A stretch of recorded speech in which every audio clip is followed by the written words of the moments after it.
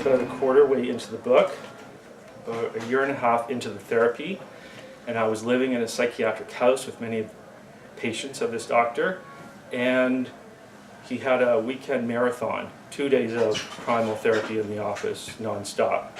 This is day 2, and the doctor's name is Alfonso. Alfonso joined the group Sunday morning. I was the first to volunteer to work on the mattress, but before I could, Alfonso told me to lie on my stomach on the floor. What for? I asked.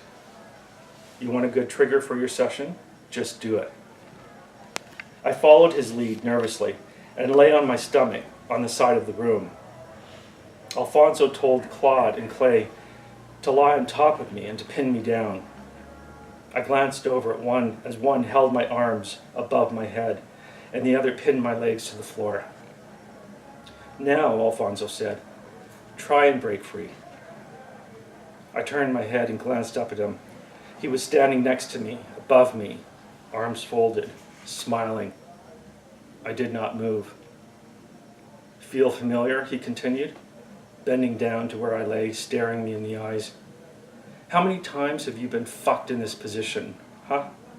Fucked up your ass by some man you didn't even know, and you just lie there and take it.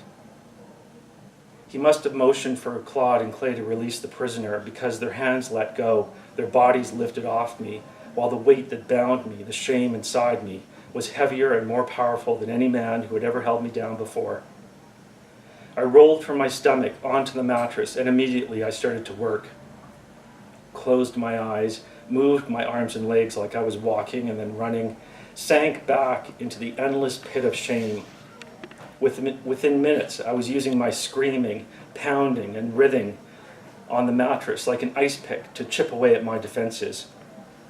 My internal scale had tipped to one side, and the conflicted feelings over being gay that I had struggled with for years had given way to the militant conviction that homosexual acts were unnatural, abominable, and disgusting, and that homosexuality itself was the result of historical pain.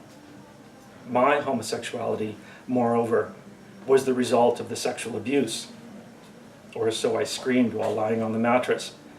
Like a cartographer, I was involuntarily mapping out my life through primal, one word at a time. Promiscuity was the nature of homosexuality. All gay men dissociated while having sex. Shame and a lifetime of lovelessness were synonymous with homosexual desire. There were no shades of gray. My life was black and white. Better yet, there was someone I could blame for my life's unhappiness, my parents. If it had not been for my parents' poor role modeling, their lack of intervention, I would not have spent my teenage years in public toilets and bathhouses, behavior I still equated with homosexuality. My parents were the cause of my misfortunes, as surely as if they'd walked me downtown and into the arms of every man I'd ever encountered. My body was a grave, and I was falling deeper into it, word by word, as I talked without interruption about the sickness of my homosexuality, digging myself deeper into the pit of my self-hatred. After an hour on the mattress, something inside of me cracked open. I hit bottom, or center. Tears flooded out of me, overwhelming me with grief, clouding my vision. The next thing I knew, someone was guiding me by the arm, leading me into Alfonso's private office. The door slammed shut and I collapsed, sobbing in Alfonso's arms. 1/4 cc, I heard him say to someone in the room. Then I felt a cold prick like a bee sting near my bicep as Alfonso injected me with something. The next thing I felt were his powerful arms as he wrapped himself around my middle, squeezing the screams out of me like a blow-up doll, wailing out its pain.